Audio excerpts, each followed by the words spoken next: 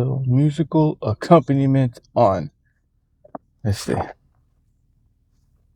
Today is the 12th. Be wary of the noble gesture. Ooh. It is a world not of angels, but of angels. What? It is a world not of angels, but of angels. Why is that's a weird sentence? Where men speak of moral principles, but act on power principles. A world where we always moral and our enemies always immoral.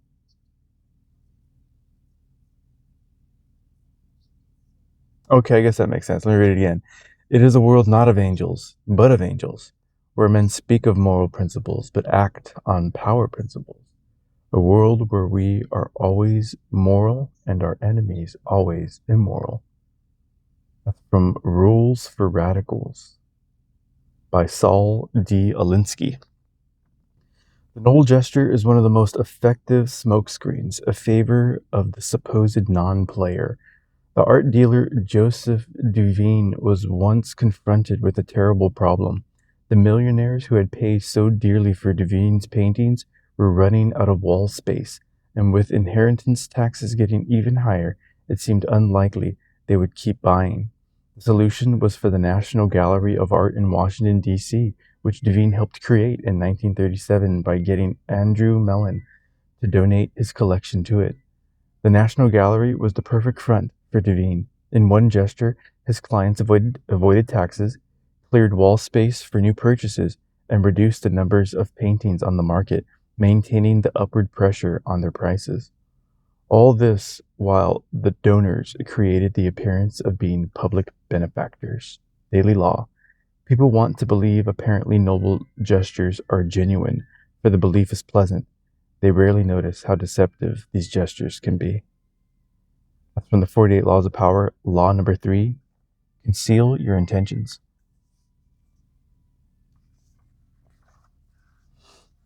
Yep, it's a shame that we have to be like this. And you kind of have to be like this in the world. It's a dog eat dog world. And when you're swimming with sharks, it does you no good to be bait. Yup. Other than that, I had another lucid dream. This is getting very interesting. So this one, I got up in the dream. I got up and I thought I was going to work. I thought I was awake going to work. I had my backpack on and had all my stuff. I remember leaving the door and walking down the stairs and going towards the car. But as I'm walking, I'm like, why am I still wearing what I went to bed in? Like, this makes no sense. Why didn't I change? And then in the middle of it, I was like, oh, I'm dreaming. This is a dream. But in the dream, I was like, all right, now I gotta go change. But I knew I was dreaming. It was the weirdest thing. And then I woke up. It's funny. Funny how the mind works. I had a bunch of them. Bunch of dreams again, but that was the only one I really remember. I woke up from one too. And it ended with somebody saying something about Satan. That was interesting. I don't know what the dream was. They were like listing off a bunch of things. Was it this? Was it that? Was it this? And then was it Satan? And then I woke up. I was like, oh shit, that was crazy. Trying to get me. Trying to put that in my head. No, thank you.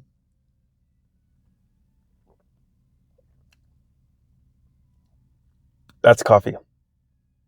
Like no flavor, just black. Cold brew. That's the good stuff. I need to find like a better spot for this mic. Let me see.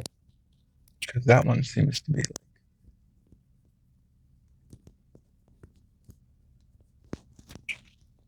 makes the mic flop in a weird way. And I would like it to be pointing like up at me at least. This one was like pointing down. So I'll try it on this little corner. See if that makes any kind of difference. I don't know.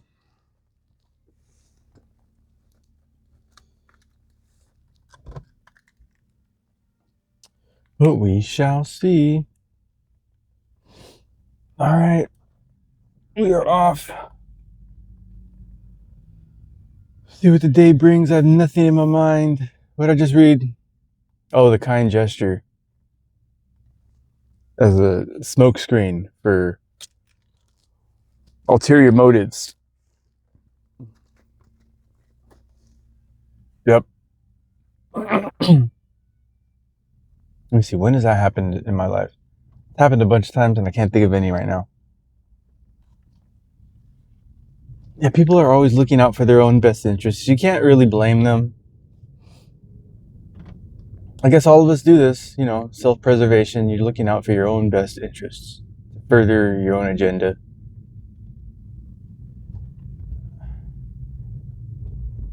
I want to say it's not a bad thing, but it's just all how you go about doing it. If it seems to be like a win-win for everybody, I guess it's not a bad thing. But if you're just outright taking advantage of people to further your own, situation.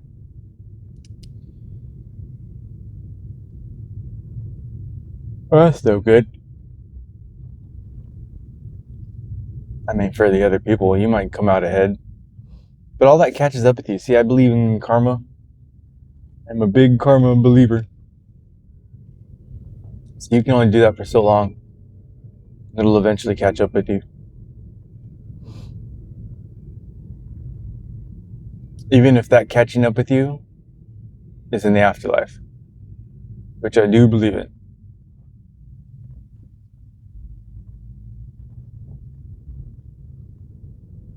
I'm an afterlife believer.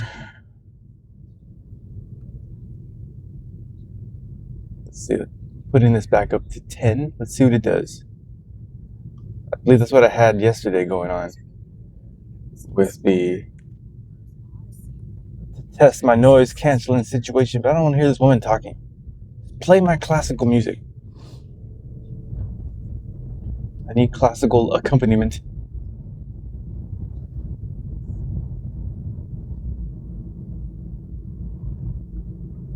See what the day brings. Still a little slow at work. So what happens when you work in a place with sensitive equipment? If a piece of equipment happens to go down, it puts everything back. Slows things up on the line.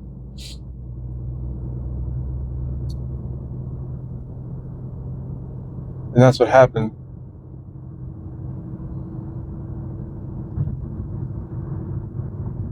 Like, for example, yesterday I did about half the amount of devices that I normally do.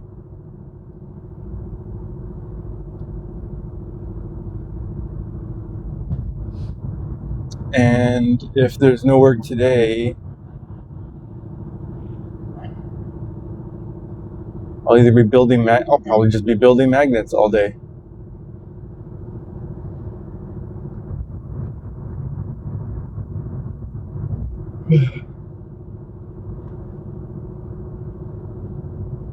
So we'll see how that goes.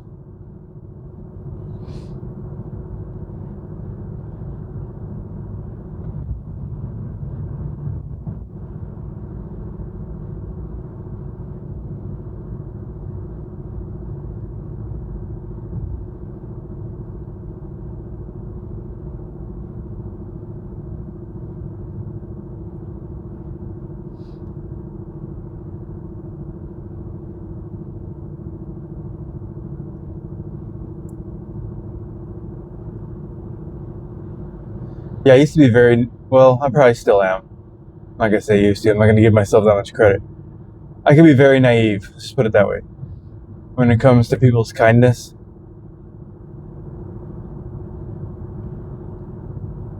I haven't had a very good track record with the people that I've trusted in my past. Like, a lot of the people I thought were friends ended up not being as good a friend as I thought. Like, when the shit hit the fan, everybody just went scattering. My woman is probably the only person that has stuck by me in very hard times. He certainly didn't have to.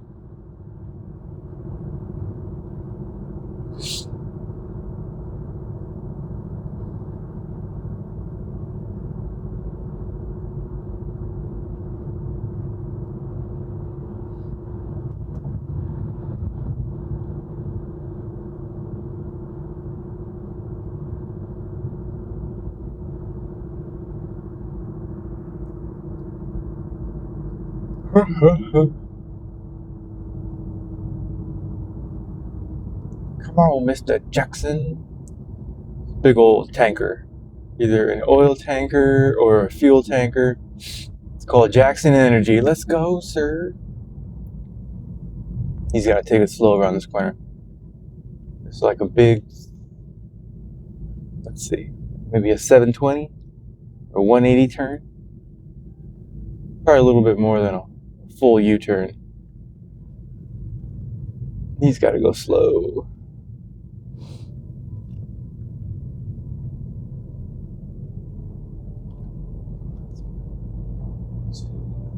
Three. Alright, that's 10. Oh, come on, we gotta get over. Following you, man.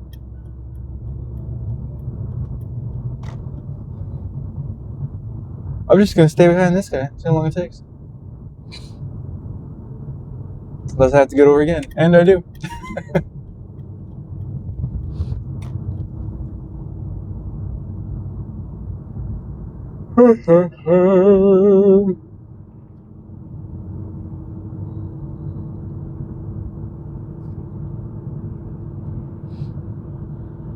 That guy is not having it. He's probably not with another person. That was good timing. So this guy behind me jumped into the carpool lane. He's not carpooling. And he hid behind just on the other side of this tanker because there was cops on just hanging out with these roadwork guys. That was perfect.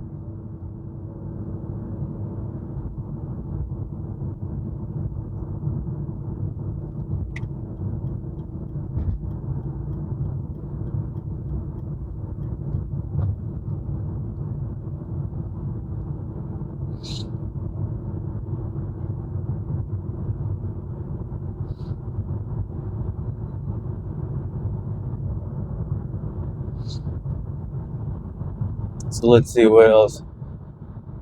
Play around with Claude some more today. I have one more document to finish in the series.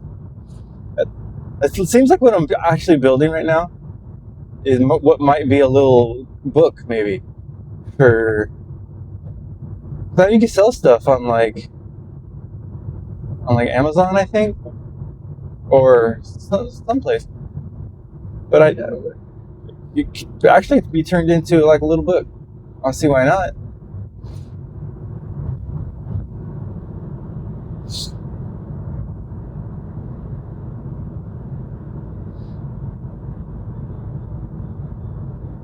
And I think I've found a lane that no one's ventured into yet in terms of.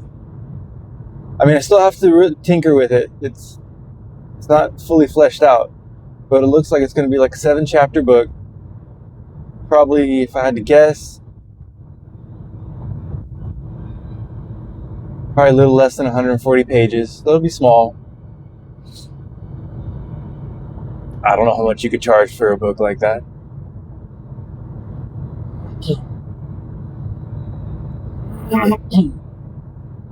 But at least got the chapters fleshed out. And I have to go through each one by one now to just perfect what it is that I want.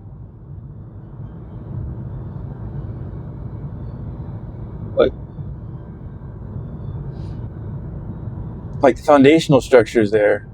Just got to do the fine tuning now. And then put this whole thing together as one compiled, I guess, little book.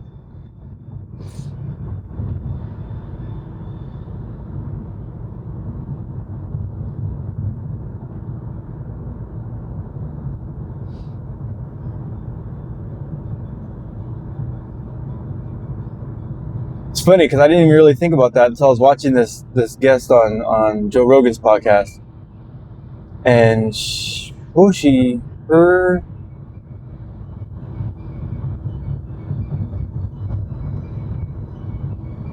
what was she talking about? A lot to do with like mediumship and like multi-dimensional existence and kind of just that kind of area of knowledge. But she was writing something, and like as she was like, into it, she was telling Joe Rogan that at one point she was thinking, man, I think I'm writing a book.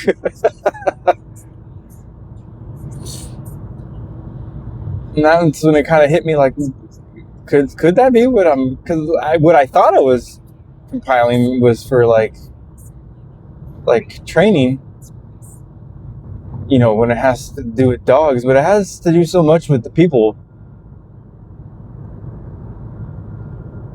and it is still focused on dogs, kind of, but it's so focused on the people too. It could be used and compiled into like a book of some sort. I don't know. I've never done any of this before, so I don't know what I'm doing. Just doing it. As is my whole life. Just doing stuff. See what works and see what doesn't.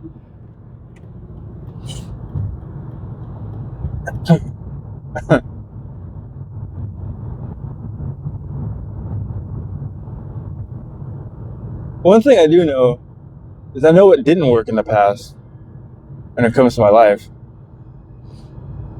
So I'm definitely not doing that anymore.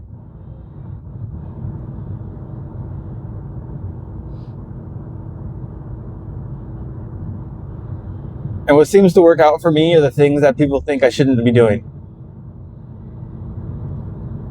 that I feel like I should be doing. Like my one major mistake, which was getting into a situation I never should have. I kind of went with somebody else's dream. So as long as it feels 100% good to me, it doesn't matter what other people think. That's how it should go. I don't know why I didn't do that from the very beginning of this whole life. But like good in an organic way, not like good like, oh, this feels great and it's completely terrible for you. Like, bad habits, drugs, and just all that debauchery. That feels good in the short term. Also, I like listening to Dan Bilzerian on a podcast, because he was talking about leading like the hedonistic lifestyle. And he's like, yeah, it's great. The parties and the women and the drugs and, everything. It's fun. So it's a lot of fun, but for a short period of time. Because it gets old very quick. Like the pleasure spike is super high. But it's exactly that. It's a spike. And as quick as that thing spikes, it's as quick as it plummets down to just emptiness. And he was talking about how the pursuit of happiness through pleasure is a toxic formula. But if you invert that formula, the chasing of pleasure through happiness, real happiness, like lasting happiness, he says that's not a spike. That's a long cycle arc that doesn't seem to end. Like there's no plateau to that. As long as like that happiness is an organic thing with no need for like an external stimulus. If it's coming from within with no need from an outside source, then there is no end to that. That's a happiness that's a good happiness you can find pleasure in.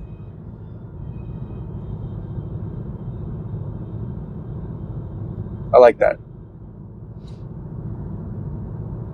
I'm really curious to see what happens when he goes into politics. He says he's going to run for Congress, I think that's what he said.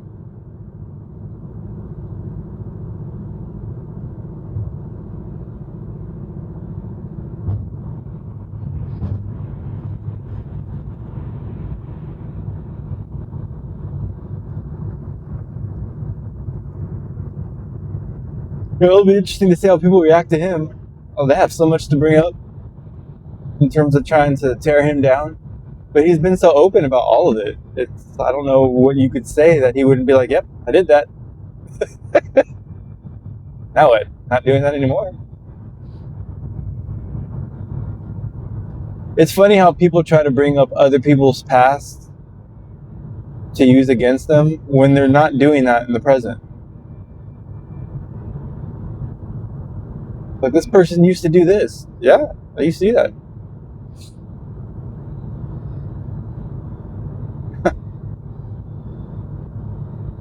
That's only a useful tactic when they're still doing it, and like maybe you're trying to hide it or whatever. That's the only situation where that tactic is useful.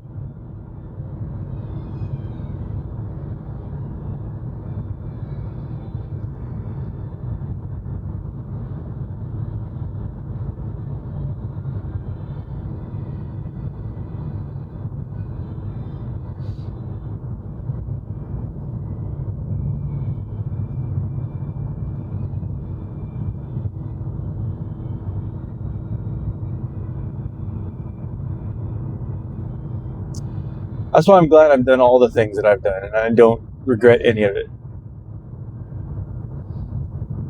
Even like the worst things I've done aren't really that bad, and the worst things I've done, I did to myself. I didn't do terrible things to other people. That kind of leaves a pretty clean path in my wake. Because I was the worst victim of my own decisions.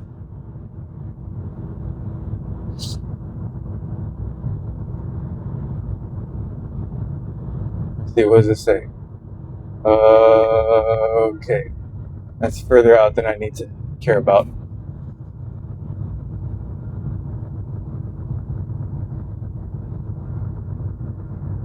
Let's have more coffee. Where's it at? I have all my caffeine.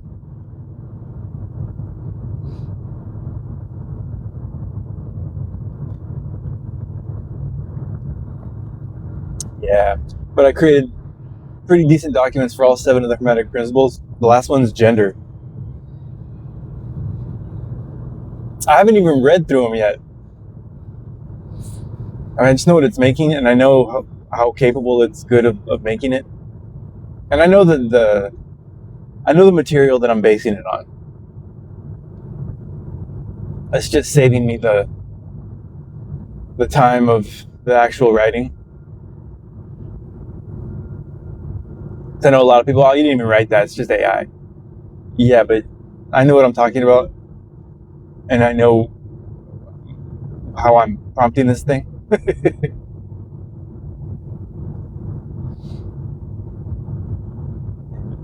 I haven't heard anything like what I'm making, so it seems to be my own little lane.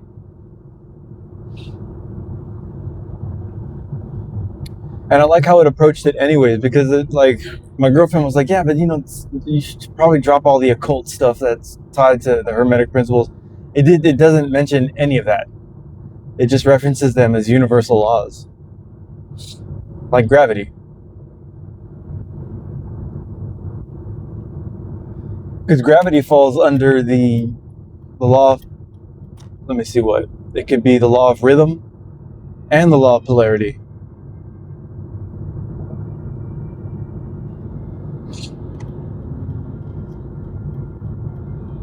Because the law of polarity talks about polar opposites. For one thing, there is its opposite. And the law of rhythm talks about like the pendulum swing and the cycles of nature, how that's pervasive all throughout this existence. It has nothing to do with like occult stuff. And it doesn't mention any of that.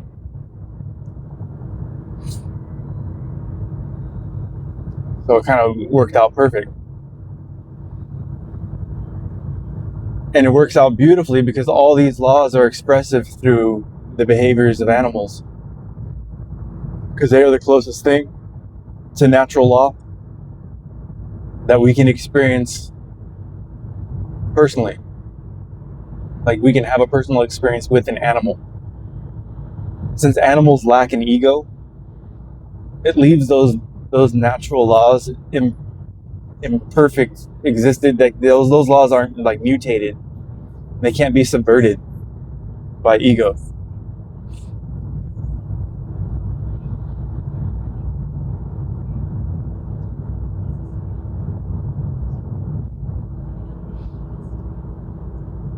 Which I think is beautiful because animals have a much more natural experience than we do. They don't judge the experience they're having. They just experience it. That's one thing that they were talking about on this podcast. This Joe Rogan, I forget what this woman's name is.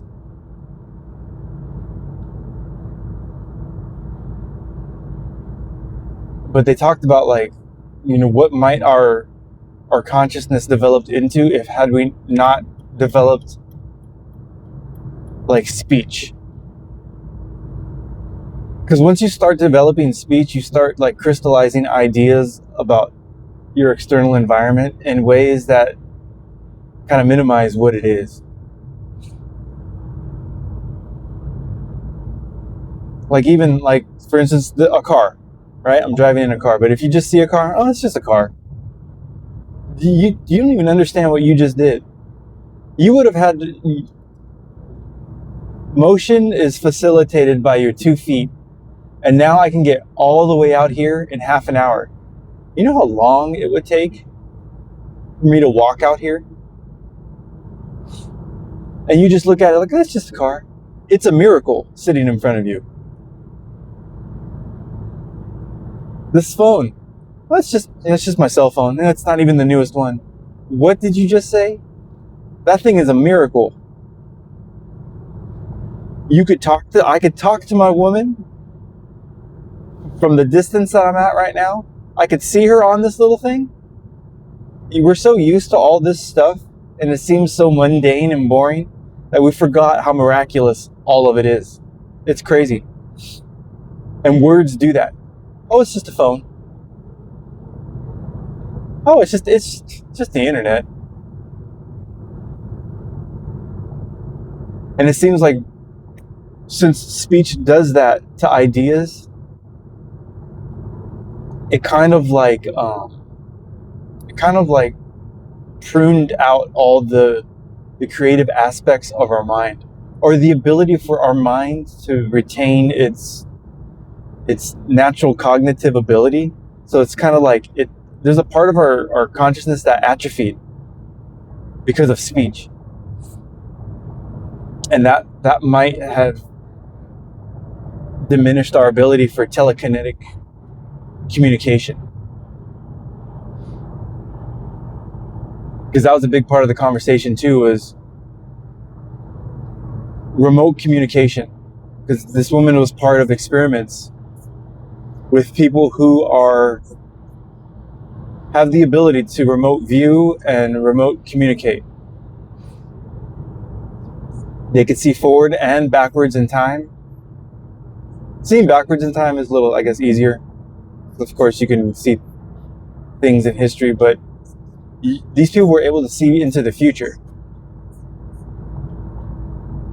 To the point where, like, I think if I remember correctly, this woman was like setting up appointments to do research with these people. And she had like certain experiments already in mind, so she would like write things down. And the people came in already knowing what it is that she wrote down, in terms of like maybe like an image of like an apple, or she would like write down a word. So there was stuff like that.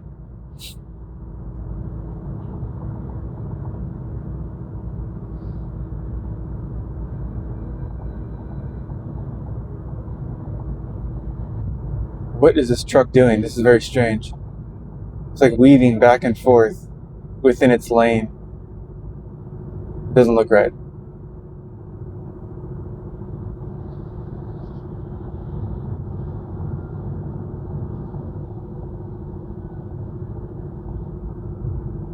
Something's up. Anyways, but that's a very interesting topic. Telekinesis, and remote viewing and all that stuff.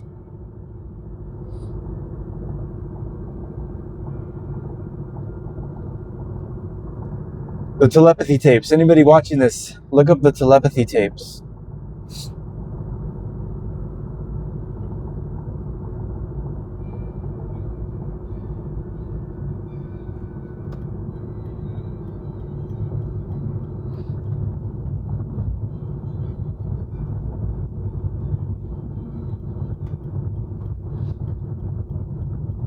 But yeah, I thought that was a very interesting thought. Just a very active, like, because people tend to think in words. That's what one thing that they were talking about. You know, when you think, you kind of hear a voice in your head. Like when you have a thought, like, oh, I wonder if, this guy's going to be at work today, or I wonder if we're going to have work when I get there. When you think those things, it tends to be like in a conversational format. This woman said she doesn't think in words. She says she thinks in pictures, which I thought was interesting. Because like I can visualize things. I do that before I go to work, matter of fact. I see myself pulling into the driveway at work. I see the front of the building. I see the parking structure as I approach it. This one guy's pickup that's always parked in one spot, I always see that pickup parked right there. So I want to see exactly where I'm going to be. And if I can see it in my mind, whether or not this is superstition or not, this is what I do at the door. Before I open the door to leave, I want to visualize my approach to my destination. Because in my mind, if I can see it, then I'll have a safe journey there. That's how I do it. It could just be a little superstitious thing I do, but never hurts.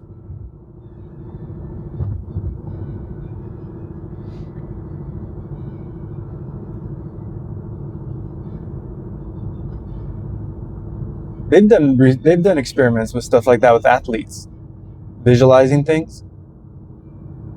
I think if I remember correctly, when I first started reading about all this stuff, there was an experiment somebody did with basketball players, just visualizing free throws. And there's always like, a control group who does nothing, and then a group that only practices physically, and then a group that practices physically and mentally, and then a group that only practices mentally. And I believe the group that had the most improvement was the ones that practiced visually and physically. The ones that practiced physically improved, and the ones that only practiced mentally improved. But obviously, if you were to do both, you improve even more. So that makes sense. But what was interesting to the researchers was the amount of improvement that only the mental practice had on the people.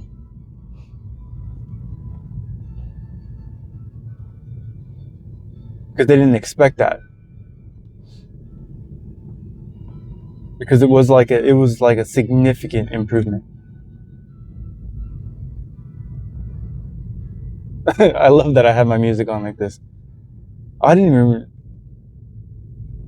even see how much this gets into the mic. I kind of halfway listened to my video yesterday just to give it a name.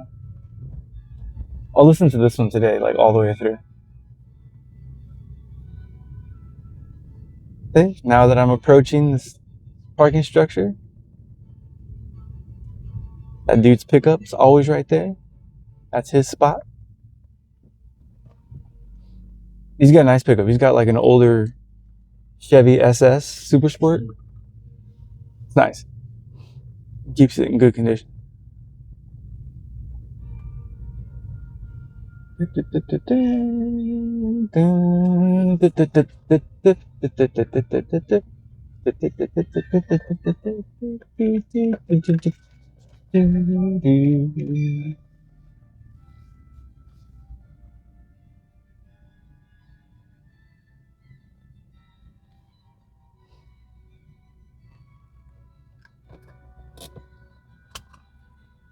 All right, I am here.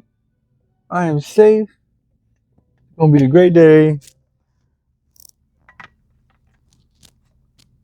That is all.